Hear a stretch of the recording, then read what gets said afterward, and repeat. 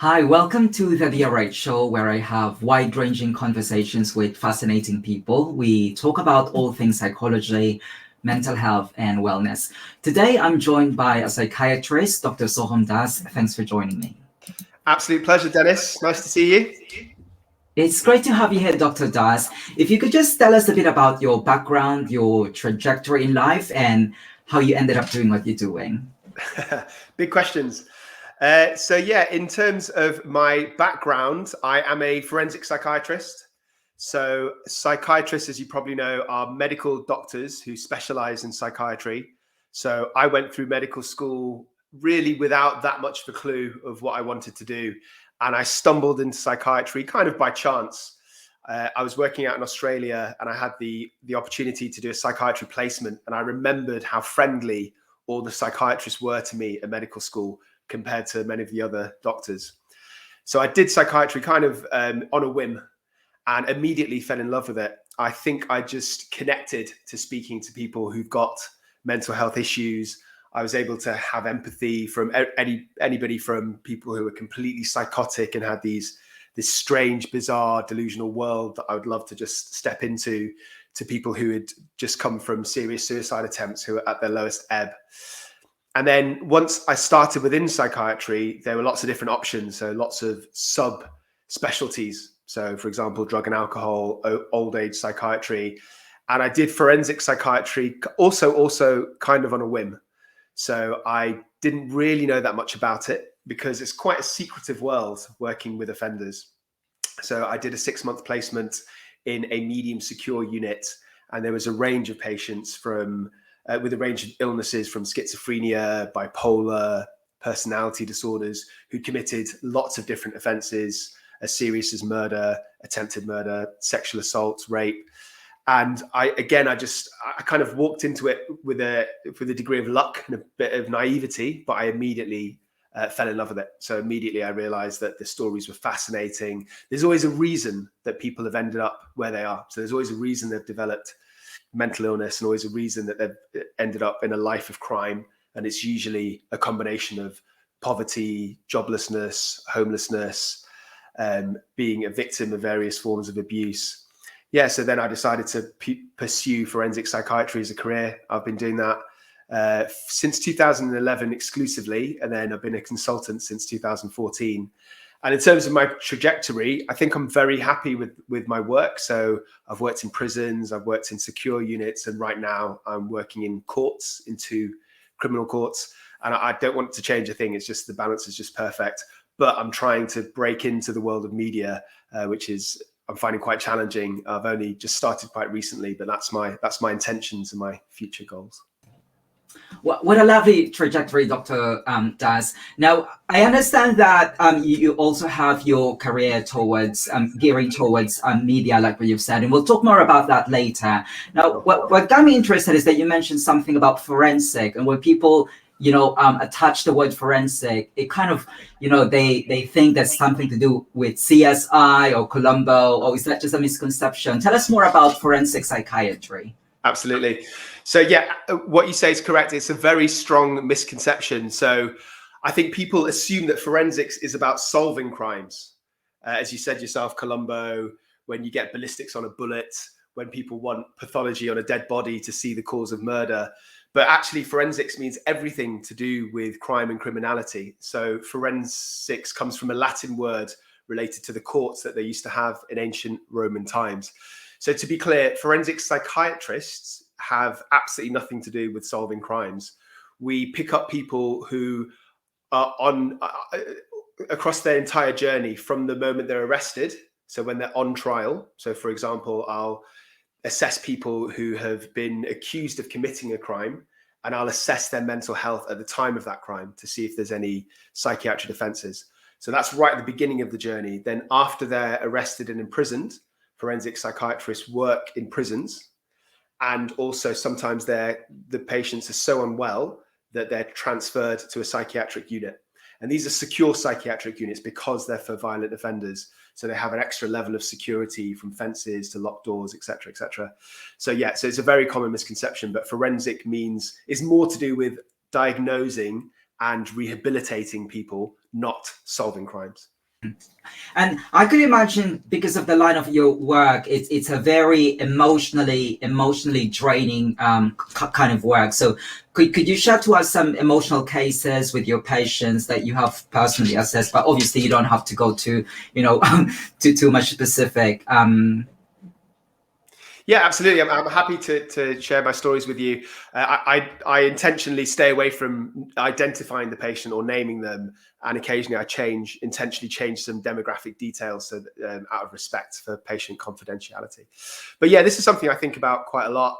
I think definitely one of the most emotional cases I've ever dealt with happens to be the first case that I ever gave expert evidence for at the Old Bailey, which is a big criminal court, the biggest one in the UK.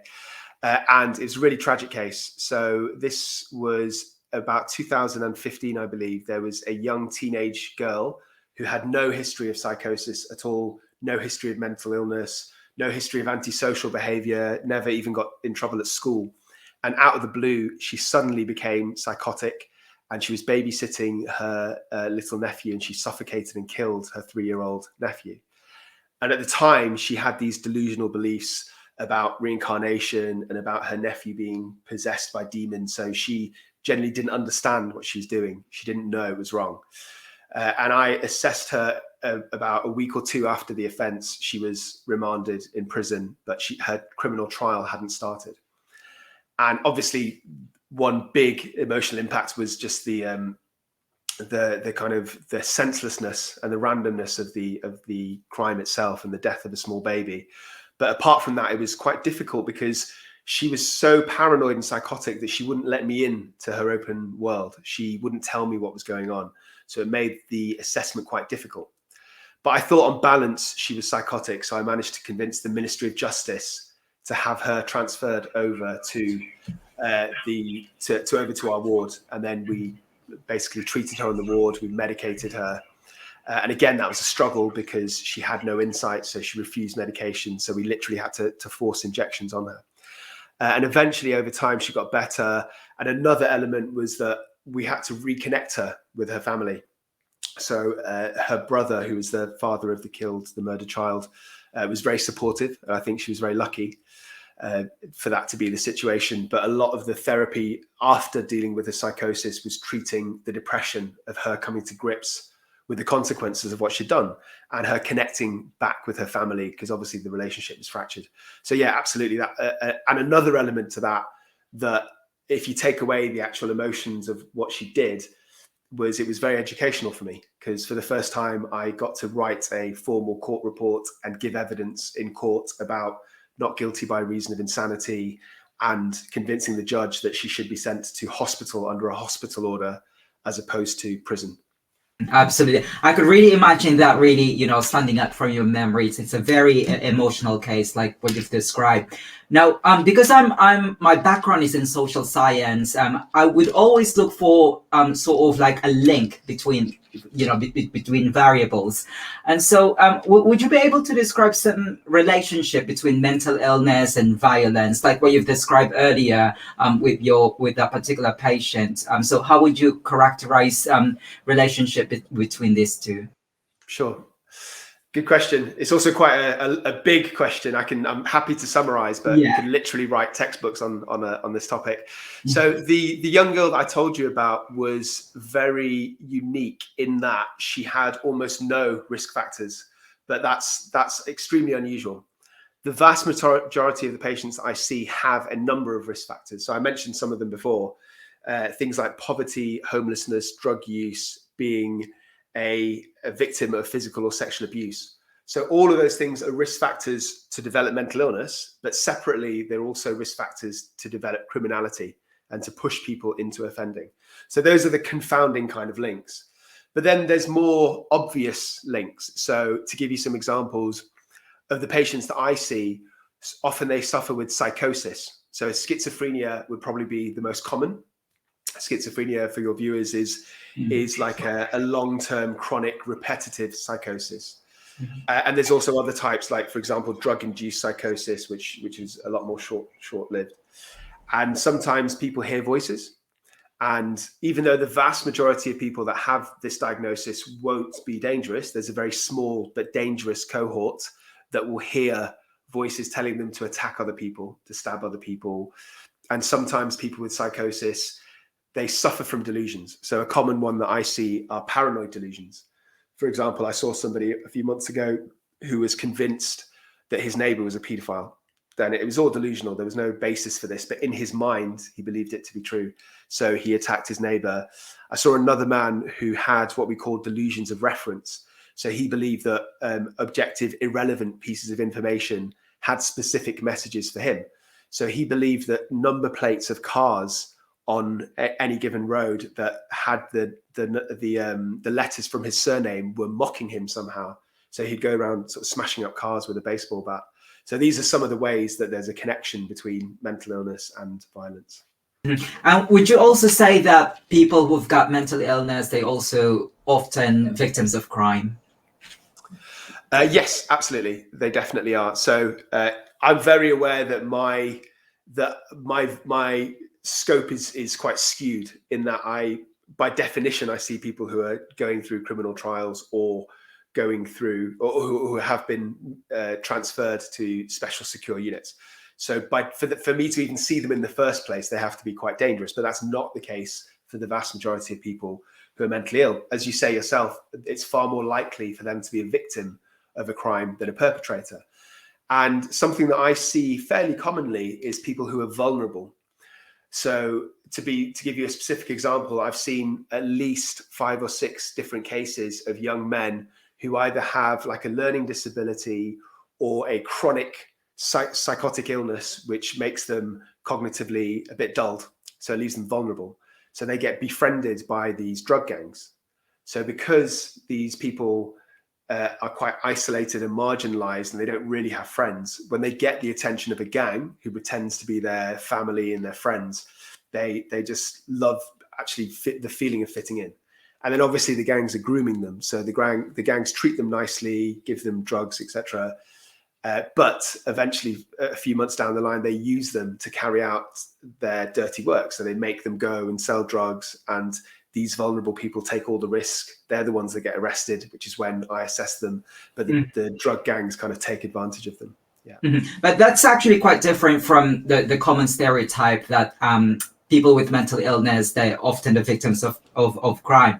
I suppose this comes from much of what we see in the media. Say, for instance, there was a film in the 1960s called Psycho. So they kind of always like frame that they're going to, because of their mental illness, they're going to commit crime. So what I would like to hear from you, Dr. Das, is that what do you think, like media or social media or even the mainstream media, what they can do to kind of address the misconception about, people who are mentally ill committing crime?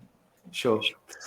Well, first of all, I'd say I absolutely agree with you. I think that the media has, particularly in the past, really added to the stigma of mental illness. I do think it's getting better. So I first qualified as a doctor in 2003, and even back then, it wasn't that uncommon to see headlines, especially in tabloids, of psycho killer, schizo man does that. I think that's changed. I think that people have become a little bit more woke. So I think already, even though it's very glacial, there is a very slow improvement where media outlets don't want to be seen to be too sensationalist. So I think they have already started becoming more careful. But to answer your question, I think the way to tackle the stigma is to share more stories about people who have recovered or people who live quite high functioning lives. So even recently, I've been doing a number of interviews and I do podcasts, and everybody always wants to know about the gory stuff. They want to know about what's the most gruesome murder that I've ever seen, the most dangerous people that I've assessed. And I understand that because it's interesting, it's fascinating. It's what drew me into forensic psychiatry. So I understand where that kind of voyeuristic urge comes from. But I think to tackle stigma, we have to do the other end of the spectrum as well. So we have to talk about the people who get rehabilitated, who get better, who were once dangerous and unwell, but have managed to rehabilitate themselves and fit back into society. And also we have to share stories of people who are not violent, who have illnesses like schizophrenia or bipolar affective disorder, I think there's a tendency for them to only attract the attention of the media when something really bad happens, either violence or, for example, suicide or a breakdown. If it's a celebrity, there's not really any story or coverage about the people who recover and live healthy, high functioning, fulfilling lives. Mhm. Absolutely. And I think it's also important that, people with your experience and qualifications are doing some form of science communication. And actually, we come across each other because you wrote a fascinating article on Psychiatry, and where you mention about how psychiatric units like. But for those people who are not able to read that, could you just give us a quick snapshot of what security measures are in place in this, psychiatric units? Sure. Which, and by the way, I'll put a link to the article that you've written. Sure, no problem. So there's different types of psychiatric units. The general psychiatric ward. So when I say general, I mean for the average, typical person who's come through with a psychiatric illness, like, for example, a deep depression with suicidal ideas. They tend to have minimum levels of security. So the doors are locked. And people who are there informally, which is roughly about a third of patients, are free to come and go as they want. They obviously have to ask the nurses to unlock the doors. And about 2/3 of patients are under section, so they're detained under the Mental Health Act. So those people do get leave if and when the psychiatrist deems that they're safe enough. So, for example, if somebody's just tried to commit suicide a couple of days earlier, then they can't be deemed to be safe unless they can show that they have insight into what happened and they can guarantee their safety. So those are some of the security measures. And then there's the units that I work in specifically. So those are forensic units. So to even get into one of these units, there must be a level of previous violence. Mm-hmm. And these units are similar to general adult wards in their look, but they have an extra level of security. So as I mentioned before, there's a big gate around the entire unit, a climb-proof gate. All the doors tend to be magnetically locked, and the staff have to carry around their set of keys, and the keys are released by either a thumb scan in the newer units or perhaps a passcode, so that only staff can get keys and patients can't get hold of them. And then on top of that, there's like an airlock at the entrance and exit. So that's 2 locked doors, and only 2 or 3 people are allowed through. So they come through the door. There's a big perspex screen where the security staff see who's in the airlock and then let them through. And the point of that is that people can't just, or patients can't just bolt through and escape. And also on forensic units, all staff carry alarms. So we carry these little alarms that we pull if there's a situation where we think that we're in danger or somebody else needs immediate help. And it's all connected by radio signals. So everywhere else in the hospital immediately gets alerted of where the emergency is. And finally, the other, I think, relevant level of security in forensic units is the seclusion room. So most forensic wards have a locked room, which is kind of conceptually like what people used to call the padded cell in asylums. It's like a locked room for patients who are so disturbed acutely that they can't be on the ward. So they're kept and they're locked in. And then obviously nurses and doctors come in regularly to give them food, to give them medication, and try and get them over the acute agitation as quickly as possible so that they can go back on the ward. And what about the process of rehabilitation? How does it actually take place in a psychiatric unit? Sure. So speaking from my area of expertise in a forensic unit, the rehabilitation is usually much, much slower than in a general adult ward. So typically our patients in the secure units are there for roughly about 2 to 3 years, sometimes more, sometimes even decades. And what we do is we have a multidisciplinary team, so lots of different approaches. The doctors, so you'd have a consultant forensic psychiatrist, such as myself, in charge, and they would try and sort out the medication. So if somebody's psychotic, depressed, manic, there's lots of different medications. Some of them have all of them have nasty side effects. Some of them work on some patients, some of them don't, can't really be predicted. So there's a degree of trial and error. So that's the first thing you do. You medicate the symptoms of mental illness.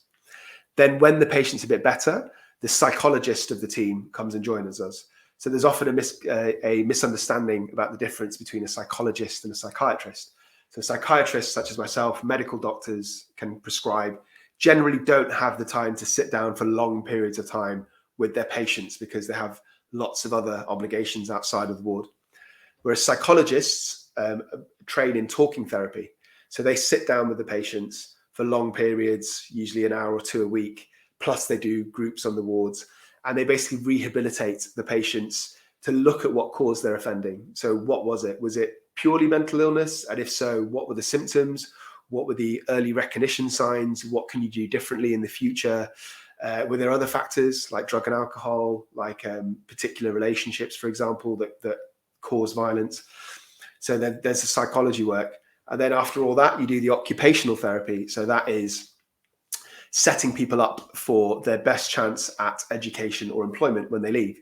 So if you've got somebody who's been in and out of prison and been in and out of psychiatric hospital for most of their adult life, and you fix them up and you throw them back into that same environment, then it doesn't take a genius to figure out that at some point it's very likely that they're going to reoffend. But if you set them up with the best tools for them to make a living, so that could be like doing things like basic literacy, which a lot of our patients have never done at school, A-levels, a trade such as being a waiter or manual labor, then we train our patients to do this and we help them get jobs in the community. And then I think the other thing that I've not spoken about yet is leave. So one big part of figuring out when it's safe to discharge a patient is testing them on leave. So first of all, it's escorted leave with a nurse or two when they're in the community, and then it's unescorted leave. And if the patients can show over a prolonged period of time that they don't break boundaries, they come back on time, they behave themselves on the ward, they don't get into fights, they're not out taking alcohol and drugs. If they can do all those things, then we start thinking about discharge. So it's a very long, drawn-out process, but that's in a nutshell what it involves. Thank you, Dr. Das. And I would imagine, because this is a very, very challenging environment, do you feel safe? Have you ever been assaulted or threatened while you were at work? Yeah. I have actually been, funnily enough, the very first time I set foot on a forensic psychiatry ward, literally within the first hour, I got punched in the face. But that's highly unlucky. It's not the usual experience. It's just a big coincidence. Generally speaking, so as I said before, I work I do assessments in prisons, I do assessments in courts, and occasionally in locked units. And I have worked individually on a regular basis in those three things. Generally speaking, in prisons and in courts, patients or defendants are on their best behavior because they know that I'm there to write a report that I'll put into the judge. So they have no benefit of being aggressive or of being assaultative towards somebody like me. So usually they're on their best behavior. The exception to that is patients who are so unwell that they literally can't contain themselves. So, they're hearing voices or they have very strong paranoid delusions about everybody, myself included. But generally they're kept because by the time I've been asked to see them, they've already been unwell for a while. So they're already on the healthcare unit, which is like a psychiatric ward with a locked door, or they're in the segregation unit. And again, there'll be locked doors and they'll only come out of their cell with a number of police officers. So broadly speaking, I generally feel safe. I'd say the area that I've felt the least safe has been in locked secure wards because it's a bit more of a free-for-all. There's so many people, so many patients and staff coming in and out, and it's a bit more of a chaotic environment. I wouldn't say I was worried on a daily basis, and violence certainly didn't occur on a daily basis when I worked in these units, but I would say that one kind of incident or another happened every month or two. It depends on so many factors. It depends on the patient mix on the ward, on the severity of the mental illness, on whether people are taking their medication or not, or whether drugs get brought onto the ward sometimes. So yeah, there absolutely have been a few times where I've felt a bit intimidated, I've felt threatened. But as I say, it's certainly not on a daily basis. And the wards are geared up to deal with violence. So everything I mentioned before, seclusion rooms, panic alarms for the staff, we're very much used to dealing quickly with violence. It's not a surprise. So violence isn't common, but the threat of violence is always there. And Dr. Das, what about those? Have you ever encountered patients or individuals who actually fake their mental illness? And what I'm interested to hear about is, do you have any strategies for you to identify if someone is actually faking it? Yeah, good question. Absolutely. So when I'm assessing people for court reports, it's relatively common. I would say once every 2 or 3 months, I come across a defendant who I think is either completely faking mental illness or is exaggerating. So they have a mental illness, but they're trying to ham up their symptoms. And it's usually because they hope to get diverted to hospital rather than prison, or they hope to get leniency from the judge. It's actually very easy to spot people that fake mental illness, I think. And the reason is, first of all, because I do my research. So before I see a defendant, I will look very carefully at all the objective evidence. I look at GP records, psychiatric records, and it's usually when people become mentally unwell, especially with something severe like a psychosis, it happens gradually over the space of a few months and you deteriorate over time. It very rarely happens out of the blue.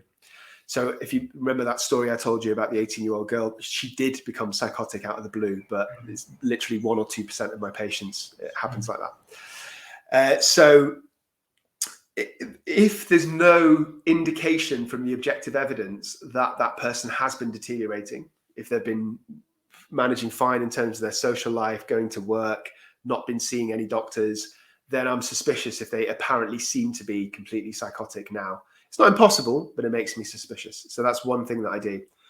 The other thing is I look at the case papers. So I look at CCTV evidence, CCTV footage, witness statements, including the police officers who arrested the individual.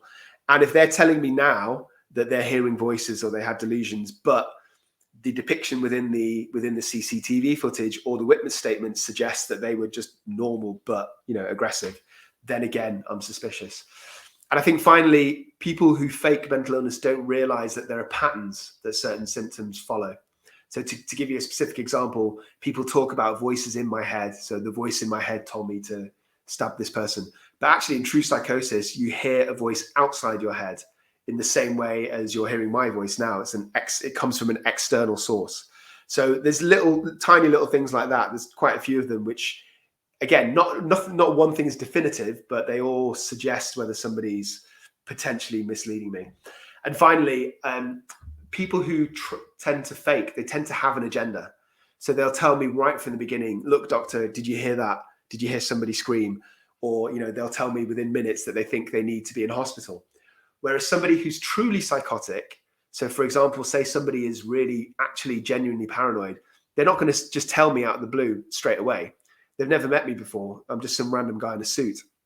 Generally, people who are a bit suspicious are very guarded and they are quite evasive and they don't really want to tell you anything. And it takes a lot of digging, and then they'll let slip on all these slightly odd beliefs, but then they'll pull them back and they'll be very reserved and reluctant to talk about them if they are genuinely unwell. Whereas people who fake it, they really want to tell you that they're unwell because they want to convince you. I think what we're looking for here is like historical consistency. It's sort of like I would describe it as very similar to, I don't have a medical background, but I suppose it would be similar to, like a medical illness. You don't suddenly have a diabetes out of the blue, like what you've explained. There's got to be some, records why it happened. And so I think that's the same with a psychiatric illness, like what you've explained. Now, my next question to you, Dr. Das, is why is mental illness so rife in prison? Sure. Good question. Again, it's a big topic, and I'm happy to summarize, but you could literally write textbooks. So I think there's lots of different factors. I think the most obvious one is the environment of prison itself. So it's no secret that prison, for a lot of prisons, especially male prisons, there's violence, there's drugs, there's gangs, there's debts, there's bullying. So for a lot of people, just being in that environment and being under constant stress and the constant threat of violence in itself can either cause a new mental illness like anxiety, or it can exacerbate a previous mental illness. So post-traumatic stress disorder is very common in the prisoners that I see, usually due to a lifetime of abuse and being locked in this tense environment can absolutely can absolutely exacerbate those symptoms. So that's the obvious connection. There's the environment. And as I mentioned before, there are confounders. So all those things I mentioned before: poverty, homelessness, joblessness, drug and alcohol use. All of those things are likely to contribute to you ending up in prison, and separately are likely to contribute to you being mentally unwell. So I think that's another connection of why there's so much mental illness in prison. But also, and I'm ashamed to say this as a forensic psychiatrist, but access to psychiatric healthcare in prisons is dire in a lot of prisons. So when I worked in a prison regularly, I worked in a female prison in Middlesex, and it was really well resourced. We had 2 psychiatrists, we had about 6 or 7 psychologists, and 2 or 3 nurses for something like 800 prisoners. So that's enough for everybody to be seen in a timely manner. But all these places that I go to do medico-legal assessments, so one-off assessments for the court, a lot of the places, just the mental health teams are just crippled with the workload. There's just too many prisoners to see, and not enough members of staff. So prisoners who are clearly unwell, who are clearly psychotic, often have to spend anything from a month to 3 or 4 months just on a waiting list, just to see a doctor, let alone to start their treatment or to potentially be transferred to another unit. And that in itself is another massive problem. So even from my experience, when I've said somebody's psychotic or mentally unwell and they need to be transferred, the administrative process of getting somebody from one of these units to come and assess the prisoner, accept the prisoner, put them on a waiting list, and then, because, as I mentioned before, the rehabilitation in these units is so long, so logically the turnover of these units is low. So because prisoners are there, or patients I should say, because patients are there for several years, they don't get discharged very often. So sometimes we're waiting for a patient to be discharged so that a prisoner can take their place. So it's not unusual for me to see psychotic prisoners being held on the waiting list for 3, 4, 5 months, even though they're extremely unwell. So I think resources is another big factor. So lots and lots of different reasons why mental illness is a problem in prison. Absolutely. Now, Doctor, does another aspect of your work is, of course, involving, giving evidence to court. So how is it like? Is it as dramatic as what we would see on a Netflix film? I wish it was. I wish it was as exciting and dramatic as you see on Netflix and other films. In reality, there's a lot of waiting around. That's the one thing that kind of took me by surprise when I first started becoming an expert evidence. I thought I would bowl into court with my big suits and give evidence, but actually you get there and you spend at least an hour just trying to figure out which court is seeing your case. Nobody seems to know. Ushers seem to be clueless. And then you might get there, you might be told to get there for 10:30 because everybody wants the staff members. And then you get there and you're told the case is not heard till 2 p.m. So you've got nothing to do for hours. So there's a lot of waiting around. In terms of actually giving the evidence itself, another thing that I found quite surprising was that the barrister, so as you might know, you've got your defense barrister, your prosecution barrister, and your judge. And all 3 of those people cross-examine you. Generally, if your report leans to one way, either leans to the defense or the prosecution, then that barrister is going to give you not a particularly hard time. They're going to just ask you some basic questions. But the opposition barrister really tries to take you apart because that's their job.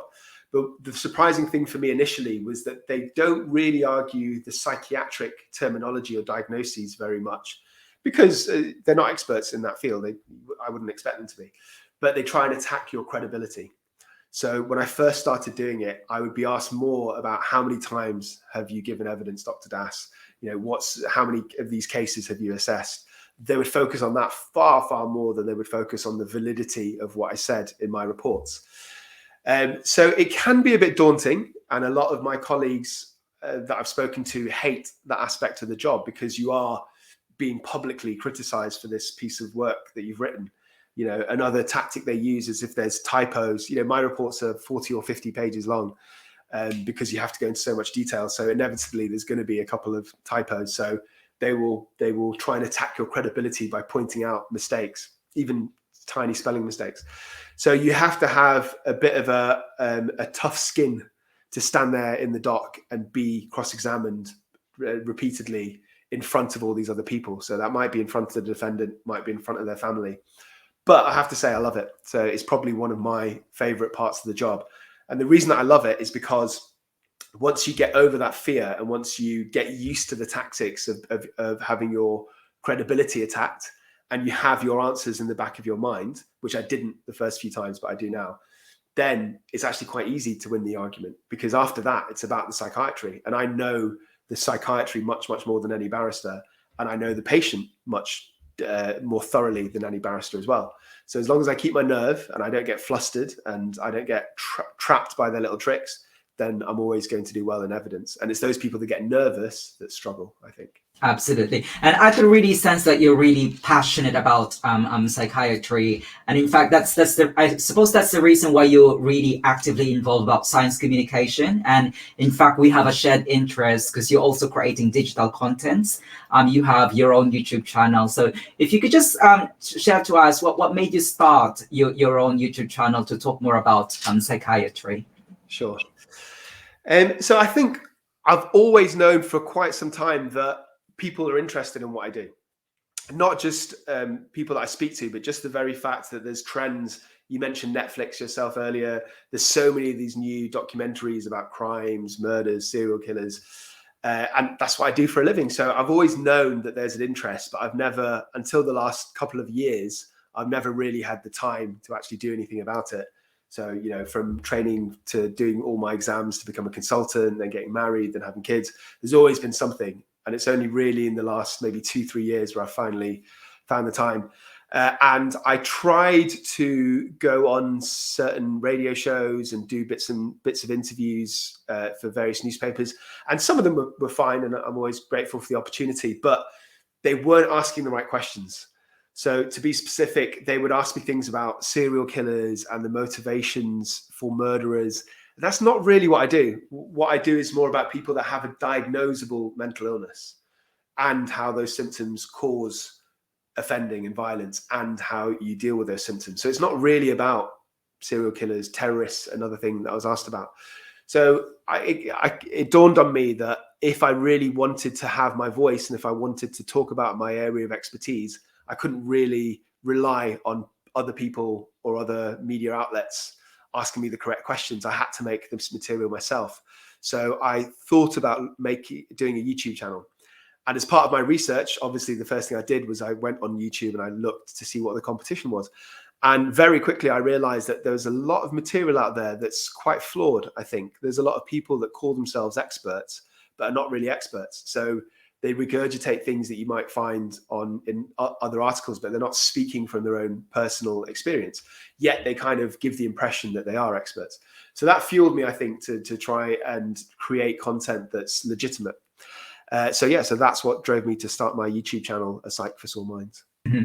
And like what you've said, most people would actually ask you questions like relating to serial killers. And I suppose it comes from a position of ignorance, because that's actually what we think when we hear about forensic psychiatry. Is it someone who works like, you know, people like Ted Bundy or CSI or Colombo and all that stuff. But I really commend you for, you know, taking the initiative to do a bit more science communication.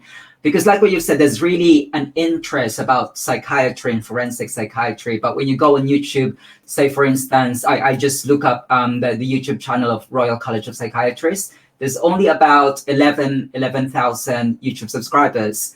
But I suppose if, you know, that there are more people who would actually create materials from someone who's got more qualification, then presumably we could address those, you know, stigmas and misconceptions about forensic psychiatry. So I suppose my question from you is, what else can we do to have a bit more science communication from professionals such as yourself? Good question. Before I answer that, I'll just say that I completely understand why people are fascinated by, you know, serial killers, because I'm the same. I like those kind of documentaries. It's just that it's an unrealistic expectation of what you see in forensic psychiatry. So I must have assessed well over 500 cases, I think, now in my career. I do 1 or 2 a week. And I've only ever assessed one person who's killed multiple times. So the point I'm trying to make is that the world of forensic psychiatry is a bit more mundane. It's people that do far less serious offences, but a much higher number. So that's why I can't call myself an expert on serial killers, because they are literally so rare that you can't build up the experience.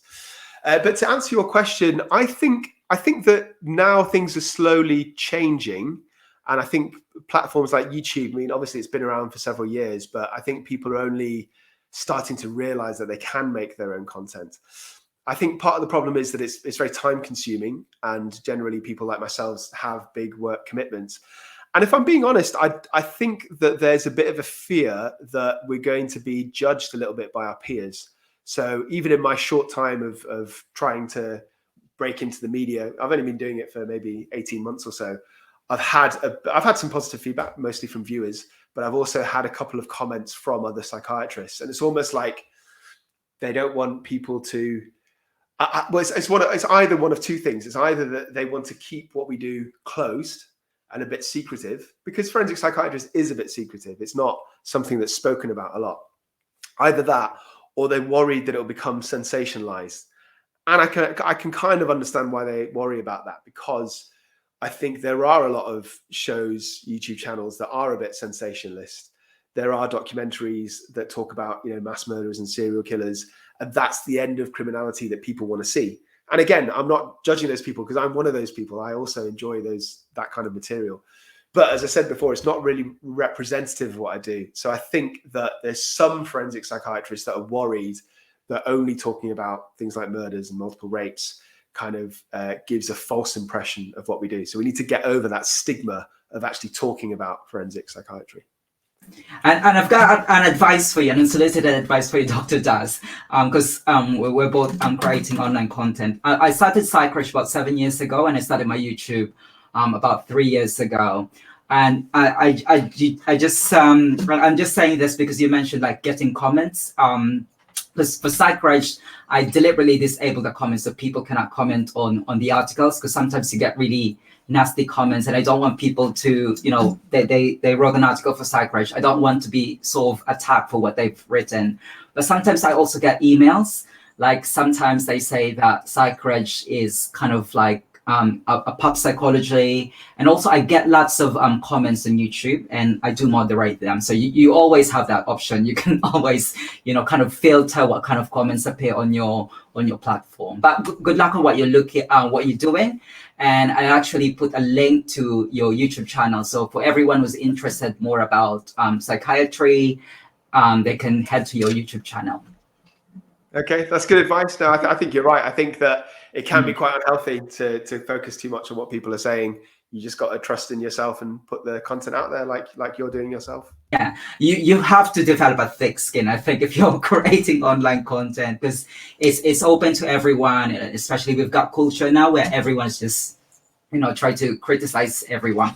Now, what I'd like to hear from you, Dr. Daz, is who inspires you both professionally and personally? Wow, that is a big question. So I think professionally, there's one particular consultant that I used to work for when I was a registrar, and I work for a few different consultants because you keep switching over placements every 6 months. And there's one in particular that was just really good. He was a little bit shy and a bit unassuming, but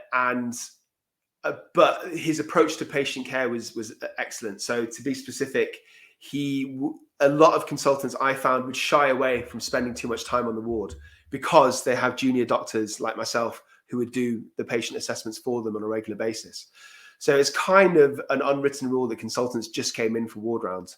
But this one consultant that I worked for, he went onto the ward every couple of days, even though it was inconvenient for him, even though at times he got a bit of aggression from some of the patients because, for example, he stopped their leave.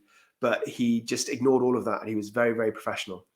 And just his knowledge of stuff like the Mental Health Act and of all these really rare psychiatric diagnoses really convinced me that I didn't know as much as I thought I did, and sent me back to my textbooks because I'd done all my exams by then. So I thought I knew it all or knew most of it. And then working with him made me realize how much more there is for me to understand and learn. So he's who inspired me professionally.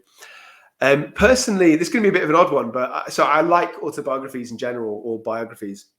I've read several of them recently. One that really stuck out to me was actually Arnold Schwarzenegger's, because I just really liked his approach in life. He's extremely driven, and he just had a goal and a focus, and he took out the dilemma of should I, shouldn't I, and just decided he was going to do something. So I remember, I've read his autobiography twice actually. I remember from the age of something like 18, he would write down at the beginning of a year his goals for that year, and they were fixed. There was no doubt in his mind that he was going to do those goals. So, graduate from this course at university and, get in the top 5 of this bodybuilding competition. And so the way he put it was, these are my goals and they're fixed and they're definitely going to happen. Now it's up to me. The fun part is that I can be flexible in how I get to those goals. And I remember he said that one of his girlfriends that he used to live with kind of mocked him because he was an 18-year-old kid, and she was saying, why do you do that? And then he kind of explained that she was the one that had like a lack of vision. And just in different aspects of his life, from becoming a bodybuilder to a movie star. And, he's not a great actor. I don't think that's a secret. But it doesn't matter that he's not that good. The fact is he still put the hours in, he still made the connections, and he still made it happen when people said no, when people wouldn't give him parts, when people said he had a funny name and he should change his name to be a movie star, when people said that his accent wouldn't get him any roles. He just ignored them, and he just carried on doing more and more acting lessons. He slept something like, 4 or 5 hours a day, used to work out 3 or 4 hours a day, plus go to university, do classes, spend time with his friends, plus take acting lessons. And it's just to have that kind of motivation from such a young age is really inspiring to me. And I think over time, so I'm much older, I'm 42 now, and it's only really, I feel, in the last couple of years that I've put pieces of my life together and had an idea of what I need to be doing with my time. And it's taken me a lot of laziness and many years of not being productive to actually get here. But for him to have that vision at such a young age, that's just really impressive. I just kind of wish that I had that mind frame earlier on in my life like he did. You actually look young for your age. Now, a lot of people who would be watching this interview are actually students themselves and doing A levels. So what would be your message for anyone who wants to follow your footsteps? I would say that forensic psychiatry, I'm really glad that I went to forensic psychiatry. I wish I had a better, more inspired story, but it was completely accidental. I didn't have a plan at medical school, didn't have a particular ambition to become a psychiatrist. And then once I did psychiatry, didn't really even know what forensic psychiatry is. So if you've already got a plan, then you're already way ahead of me. So there's no reason that you can't make it. I love my job. Not only do you get to see really fascinating cases, but there's a big variety. So you can kind of manipulate your job to work in prisons and courts and in psychiatric units and be an expert witness. It's all possible to do all 4 of those things. So there's a lot of variety. I would say that it's a bit of a long slog to get there. So with all the training from medical school to all the exams, to getting onto a forensic rotation, to completing all your training, it's a long time. It's about 17 years altogether. But once you become a consultant, then life becomes quite a bit easier and a bit more interesting. So you get to cut out all the slightly mundane things and give them to your junior doctors, which I had to do on my way up. So what I'm trying to say is it will seem like a long slog when you're in the middle of it. And at times it will seem a bit daunting. But once you get to the end, once you qualify, it is definitely worth it. So absolutely, if that's what you're thinking of doing as a career, I couldn't recommend it more. Absolutely. And I could imagine the life of a forensic psychiatrist is very busy. So how do you relax? What's your distressing outlet? Yeah, it is busy. I think my personality is a little bizarre in that I don't really like to relax, and I struggle to relax. I'm much happier when I'm kept busy. And I'm always keeping myself busy. I get up most mornings roughly about 5:30.